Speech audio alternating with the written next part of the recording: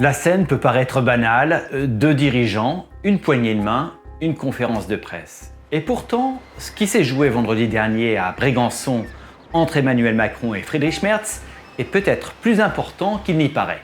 Parce que la relation franco-allemande traverse une zone de turbulence. Et que pour beaucoup, l'avenir du projet européen dépend encore, en partie, de ce fameux moteur franco-allemand. Mais fonctionne-t-il encore? Ou bien est-ce juste un souvenir institutionnel qu'on fait tourner à vide? Allez, on se retrouve pour plus d'infos dans un monde décidément sur le fil. Vendredi dernier, Emmanuel Macron a accueilli à Brégançon le chancelier allemand Friedrich Merz pour un conseil des ministres franco-allemands. Un moment symbolique en apparence, mais en réalité, un vrai test pour la relation entre Paris et Berlin.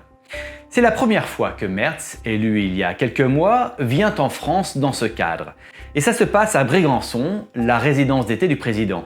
Un décor intime, choisi pour envoyer un message: l'Allemagne reste notre allié central. Le programme: défense européenne, soutien à l'Ukraine, industrie, énergie, etc. Mais ce qui compte le plus, c'est le ton de la rencontre. Car depuis quelques années, la relation franco-allemande est moins fluide. Berlin veut une Europe de la compétitivité, une Union plus productive, moins régulée et centrée sur l'efficacité économique. Paris, en revanche, parle encore de souveraineté, autonomie stratégique, réarmement, indépendance face aux grandes puissances. Et sur l'OTAN, les visions divergent. L'Allemagne reste alignée sur Washington, la France cherche un rôle plus autonome. Quant à leur vision sur la Chine, les visions divergent. Paris cherche un équilibre stratégique sans alignement automatique, tandis que Berlin ménage ses intérêts économiques malgré des discours plus fermes. Alors, que retenir de cette visite? D'abord, un besoin mutuel de se montrer unis, au moins en façade. Macron est affaibli politiquement, on le sait, il a besoin de relais à l'extérieur. Et Merz, lui, cherche à construire une stature européenne au-delà du pragmatisme allemand. En tant qu'Allemand, je peux vous dire une chose, beaucoup de gens outre-Rhin admirent la vision stratégique française. Un exemple, le discours du président Macron à la Sorbonne le 26 septembre 2017 avait marqué les esprits. Et il est dommage que les dirigeants allemands de l'époque n'aient pu saisir cette main tendue. En revanche, ils restent sceptiques sur sa mise en œuvre. Pour résumer, la France parle bien, sa vision est juste, mais elle semble impossible à concrétiser. Cette rencontre, c'est donc à la fois une tentative de relancer le couple franco-allemand, une expression qu'on n'utilise d'ailleurs pas en Allemagne. Ici, on parlera plutôt du Deutsch-französische Motor, le moteur franco-allemand.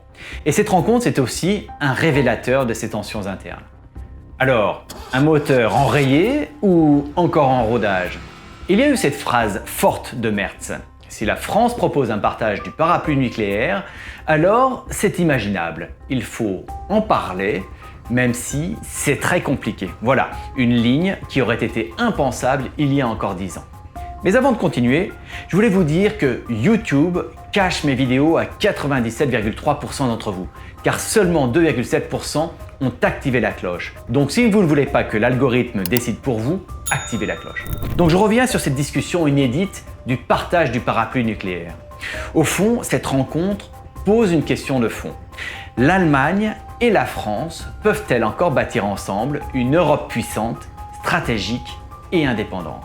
Ou bien, leurs visions sont-elles devenues trop différentes, l'une tournée vers l'initiative politique, l'autre vers la stabilité économique?